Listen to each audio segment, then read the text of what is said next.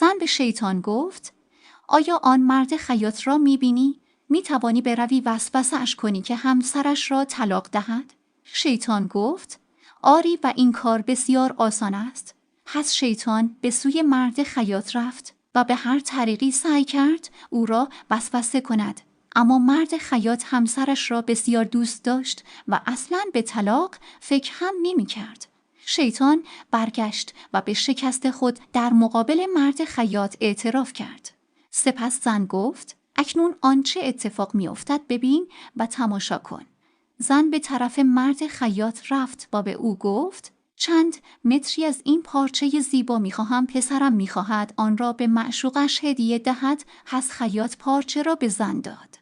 سپس آن زن رفت به خانه مرد خیاط و در زد و زن خیاط در را باز کرد و آن زن به او گفت: اگر ممکن است می‌خواهم وارد خانه‌تان شوم برای ادای نماز. و زن خیاط گفت: بفرمایید، خوش آمدید. و آن زن حسن‌ساز نمازش تمام شد، آن پارچه را پشت در اتاق گذاشت بدون آنکه زن خیاط متوجه شود و سپس از خانه خارج شد. هنگامی که مرد خیاط به خانه برگشت آن پارچه را دید و فوراً داستان آن زن و معشوقه پسرش را به یاد آورد و همسرش را همان موقع طلاق داد. سپس شیطان گفت: اکنون من به کید و مکر زنان اعتراف می کنم.